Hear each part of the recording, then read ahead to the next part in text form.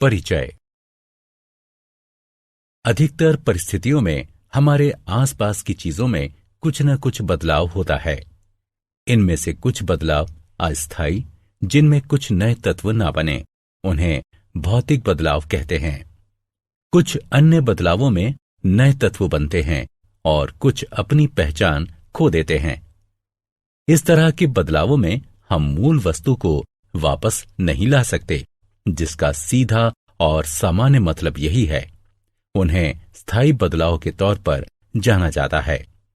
उदाहरणार्थ, कागज के जलने पर कार्बन का बनना। जब कागज जला दिया जाता है तो कार्बन के कण राख बन जाते हैं।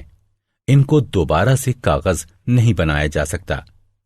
इस तरह ये स्थायी रासायनिक परिवर्तन है।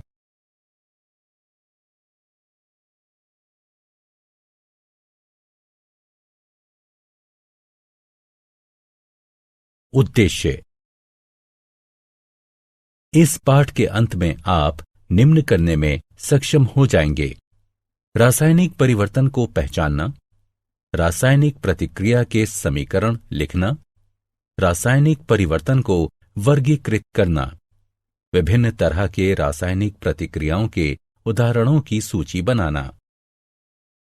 रासायनिक अभिक्रियाएं। एक रासायनिक अभिक्रिया वो होती है जिसमें तत्व या तत्वों की रासायनिक प्रतिक्रिया से एक नया तत्व या कई तत्व बनते हैं। ऐसे पदार्थ जो रासायनिक प्रतिक्रिया में भाग लेते हैं उन्हें अभिक्रिया यानी रिएक्टेंट्स कहा जाता है। जो नए पदार्थ बनाते हैं उन्हें उत्पाद कहा जाता है। लोहा और सल्फर रिएक्टेंट्स हैं और आयरन सल्फाइड उत्पाद है। जब चीनी को गर्म किया जाता है तो वो जल जाती है। चीनी में पानी के अणु कार्बन छोड़ जाते हैं। रासायनिक समीकरण लिखना। रासायनिक अभिक्रिया में रिएक्टेंट्स एक या अधिक एक साथ प्रतिक्रिया करते हैं और एक नया यौगिक बनता है जिसे उत्पाद कहते हैं। उदाहरण: एल्यूमीनियम ऑक्साइड को डाइल्यूट सल्फ्यूरिक एसिड के साथ मिलाएं, जो एल्यूमीनियम सल्फेट और पानी के रूप में हो। इस अभिक्रिया को इस प्रकार से लिखा जा सकता है: aluminium oxide dilute sulphuric acid के साथ अभिक्रिया करके एल्यूमीनियम सल्फेट और पानी बनाता है।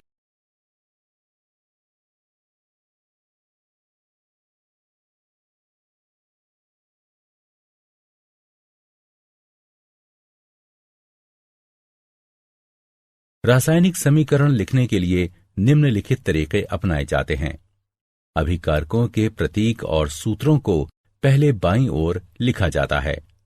यदि एक से ज्यादा उत्पाद हों तो उनके बीच योग धन चिन्ह लगाकर उन्हें अलग अलग दर्शाते हैं। एल्यूमीनियम ऑक्साइड और डाइल्यूट सल्फ्यूरिक एसिड को इस तरह लिखते हैं। तीर का सिरा उत्पाद की ओर होता है, जो उत्पाद के रूप में अभिक्रिया होने को दर्शाता है। प्रतीक और सूत्र यौगिकों के गठन यानी उत्पाद को तीर के निशान के बाद दाईं ओर लिखते हैं और ये दर्शाता है कि इसका गठन हुआ है। यहां पर एक योग धन चिन्ह भी दो यौगिकों के बीच अलग अलग जगहों पर लगाया जाता है।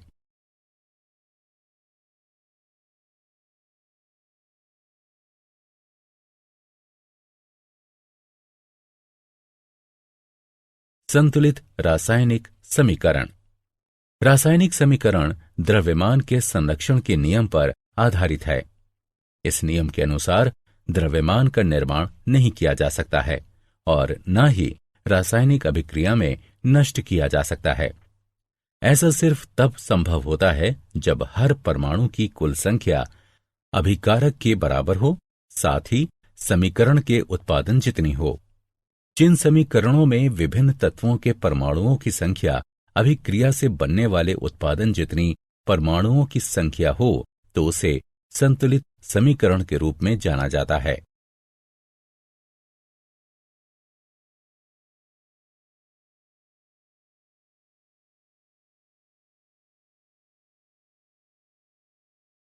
संतुलित समीकरण। उपरोक्त समीकरण एक असंतुलित समीकरण है। इसमें सल्फर का सिर्फ एक परमाणु है जो अभिक्रिया की ओर है, जबकि उत्पाद की ओर सल्फर के 3 परमाणु हैं। अब यहां अभिकारक की ओर 6 हाइड्रोजन के परमाणु हैं और उत्पाद की ओर सिर्फ 2 हाइड्रोजन परमाणु हैं। उपरोक्त समीकरण में H2O अणुओं को 3 से गुणा करते हैं। समीकरण 2 अब बनता है इसमें। अब समीकरण में ऑक्सीजन परमाणु 15 हैं जो अभिकारक और उत्पाद की ओर हैं, इसलिए अंतिम समीकरण संतुलित है।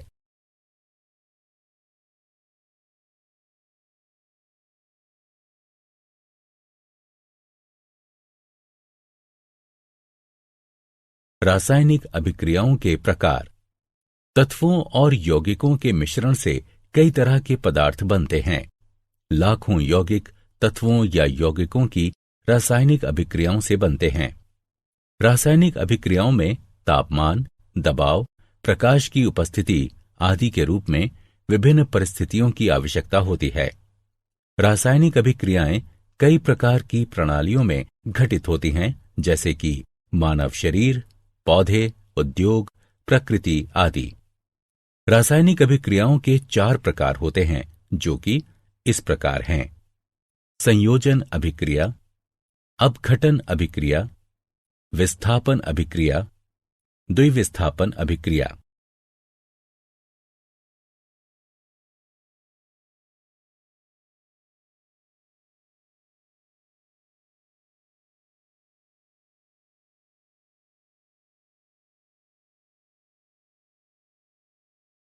संयोजन अभिक्रिया। कुछ अभिक्रियाओं में नया द्रव्य मूल तत्व में मिलाया जाता है और तत्व द्रव्य में मिल जाता है। इस तरह की अभिक्रिया को संयोजन या संश्लेषण अभिक्रिया कहते हैं। संयोजन अभिक्रियाएं वो होती हैं जिनमें एक तत्व किसी दूसरे के साथ अभिक्रिया करके एक यौगिक बनाता है। ऐसी अभिक्रियाओं को संश्लेषण अभिक्रियाएं भी कहते हैं। उदाहरणार्थ, हाइड्रोजन को ऑक्सीजन से मिलाने पर पानी बनता है। संयोजन अभिक्रियाएं। एक मैग्नीशियम रिबन लें और उस पर लौ की गर्मी दें। इसके जलने से चमकदार सफेद रोशनी निकलती है। मैग्नीशियम रिबन सफेद पाउडर में बदल जाता है। पाउडर में थोड़ा पानी मिलाएं और लाल लिटमस पर एक ड्रॉप रखें। लाल लिटमस नीला हो जाता है। ऐसा संयोजन अभिक्रिया से होता है। ऑक्सीजन हवा में मैग्नीशियम के साथ मिलकर सफेद पाउडर मैग्नीशियम ऑक्साइड MgO बनाती है। मैग्नीशियम ऑक्साइड पानी के साथ मिलकर मैग्नीशियम हाइड्रोक्साइड बनाता है। इसमें लाल लिटमस नीला हो जाता है।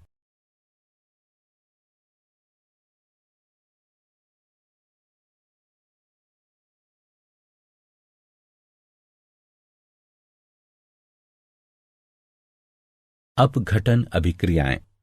अपघटन अभिक्रियाएं वे होती हैं जिनमें एक यौगिक सरल यौगिकों में टूट जाता है। उदाहरणार्थ, गर्म करने पर कैल्शियम कार्बोनेट से कैल्शियम ऑक्साइड और कार्बन डाइऑक्साइड बनता है। पानी का अपघटन करने पर जब इसे बिजली से गुजारा जाता है तो ये हाइड्रोजन और ऑक्सीजन देता है। अपघटन अभिक्रियाएं। संगमरमर का एक टुकड़ा लें, इसे चिमटे से पकड़ें, कुछ समय के लिए इस पर आग की गर्मी दें, इसे ठंडा होने दें, इसे पानी में डाल दें, फिर इसमें लाल लिटमस डालें। इस तरह लाल लिटमस नीले रंग में बदल जाता है। कैल्शियम कार्बोनेट यानी संगमरमर अपघटित होकर कैल्शियम ऑक्साइड और कार्बन डाइऑक्साइड बन जाता है।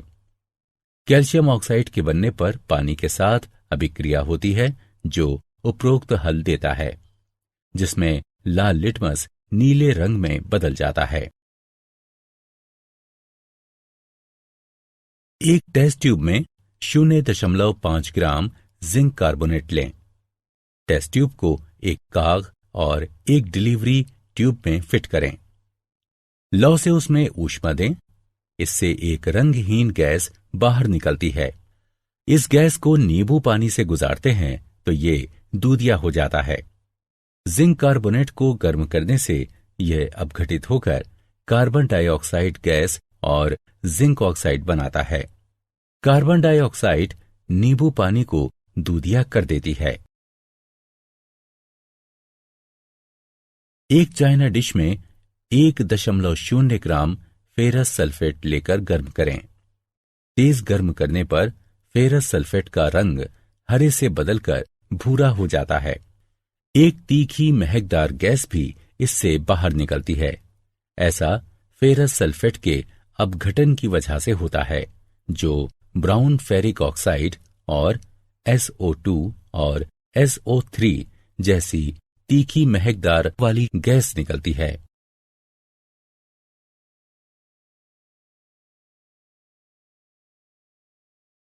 विस्थापन अभिक्रियाएं। एक विस्थापन अभिक्रिया वो अभिक्रिया होती है जिसमें एक परमाणु या परमाणुओं का एक समूह एक अणु में मौजूद एक और परमाणु द्वारा विस्थापित होता है। उदाहरणार्थ, आयरन को जब कॉपर सल्फेट के विलयन के साथ मिलाया जाता है तो इससे कॉपर धातु बनती है।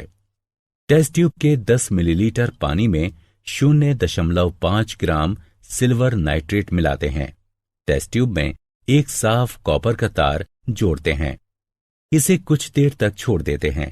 सिल्वर की चमकीले क्रिस्टल तांबे के तार पर दिखाई देते हैं। इससे विलयन का रंग नीला सा हो जाता है, जो कॉपर नाइट्रेट के रूप में होता है।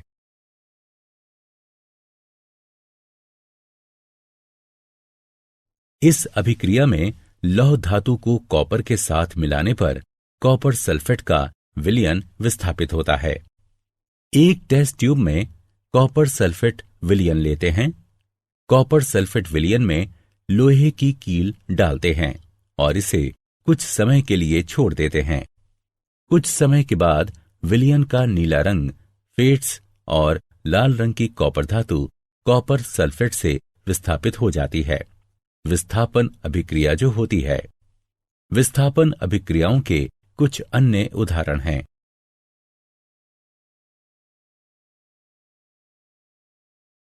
द्विविस्थापन अभिक्रियाएं। द्विविस्थापन अभिक्रियाएं वे होती हैं जिनमें दो यौगिक आयनों को बदलकर दो नए यौगिक बनाते हैं। इन अभिक्रियाओं को पार्टनर एक्सचेंज अभिक्रिया के नाम से भी जानते हैं। ये अभिक्रियाएं आयनिक यौगिकों में होती हैं। उदाहरणार्थ, कॉपर सल्फेट और हाइड्रोजन की अभिक्रिया में सल्फाइड, कॉपर सल्फाइड और सल्फ्यूरिक एसिड बनते हैं। इस प्रकार कॉपर का पार्टनर बदलकर हाइड्रोजन सल्फाइड में हाइड्रोजन के पार्टनर के रूप में होता है। बेरियम क्लोराइड और सल्फ्यूरिक एसिड की अभिक्रिया से बेरियम सल्फेट बनता है, जो द्विविस्थापन अभिक्रिया है। निराकरण अभिक्रियाएं भी द्विविस्थापन अभिक्रियाएं होती हैं।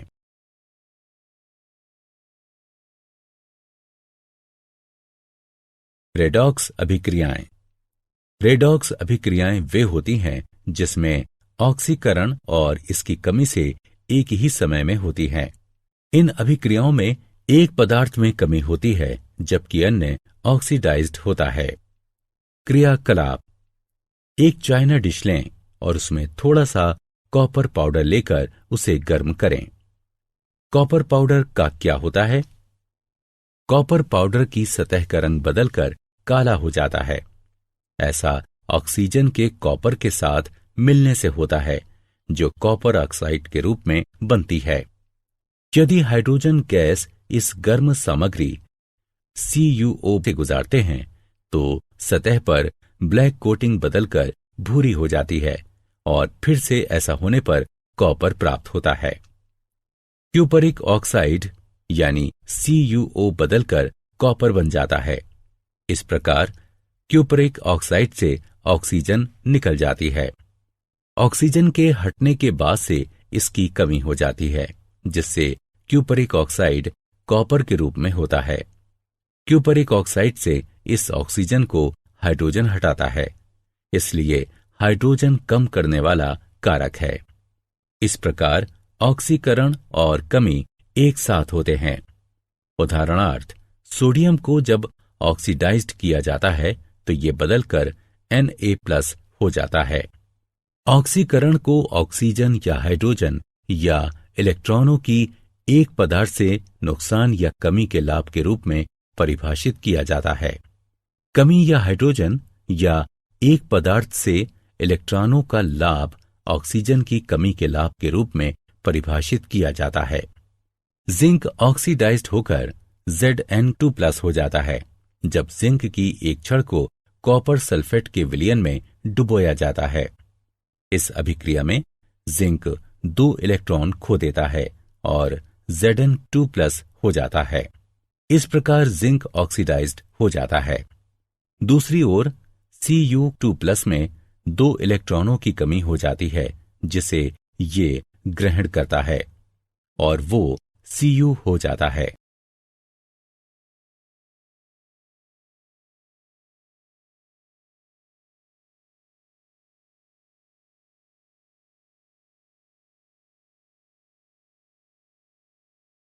संक्षारण।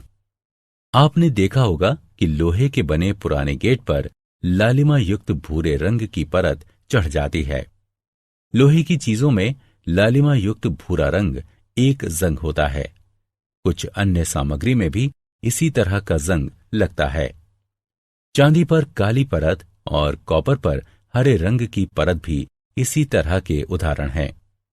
जंग एक प्रक्रिया है जो धातुओं को धीरे धीरे बाहरी हवा, नमी या उनकी सतह के हिसाब से रासायनिक क्रिया की वजह से होती है।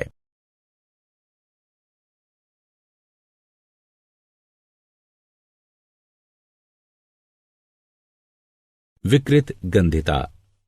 अगर एक धातु में अभिक्रियाशील होती है, इसकी सतह पर धीरे धीरे ऑक्सीजन और पानी यानी नमी की मार पड़ सकती है।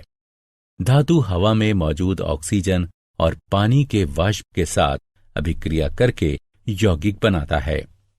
इन यौगिकों के बनने से धातु की सतह पर असर होता है। इससे धातु की सतह कमजोर हो जाती है।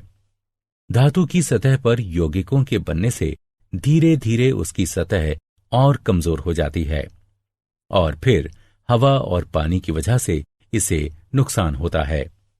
यह प्रक्रिया आगे भी चलती रहती है। इस तरह हवा और पानी धीरे धीरे पूरी धातु को ही नष्ट कर देते हैं। जब हम खाद्य सामग्री, वसा या तेल को लंबे समय तक रखते हैं तो ये वकृत गंधी हो जाते हैं और एक समय के बाद इसके दुर्गंध और स्वाद बदल जाते हैं। ऐसा खाद्य सामग्री के बासी हो जाने की वजह से होता है।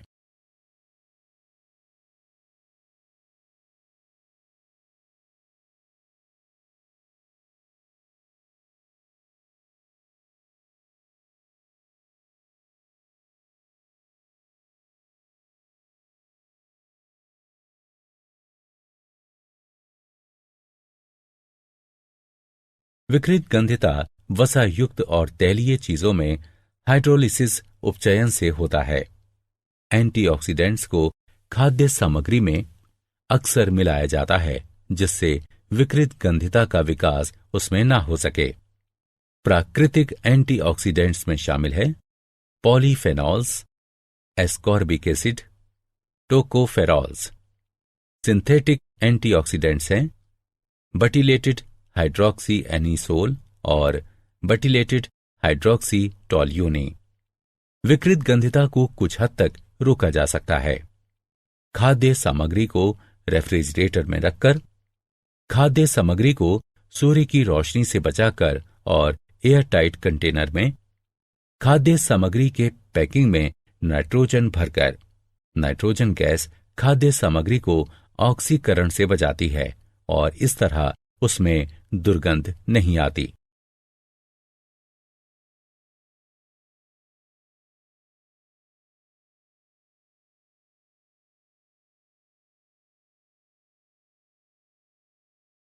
क्या आप जानते हैं स्लैग्ड चूने का उत्पादन CaOS जमा H2O L gives CaOH2 AQ की अभिक्रिया से होता है, जिसका प्रयोग दीवारों की पुताई में किया जाता है।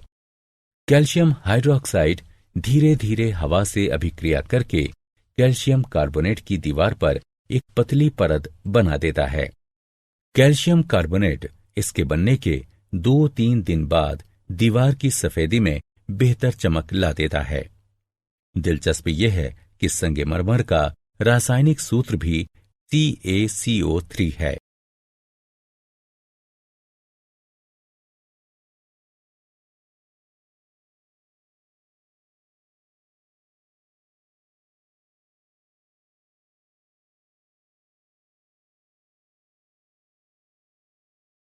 सारांश। आइए हमने जो कुछ सीखा है उसे संक्षेप में दोहराएं। रासायनिक अभिक्रियाएं स्थायी बदलाव करती हैं। प्रत्येक रासायनिक अभिक्रिया एक संतुलित रासायनिक समीकरण द्वारा दर्शाई जा सकती है। विभिन्न प्रकार की रासायनिक अभिक्रियाओं की चर्चा करें।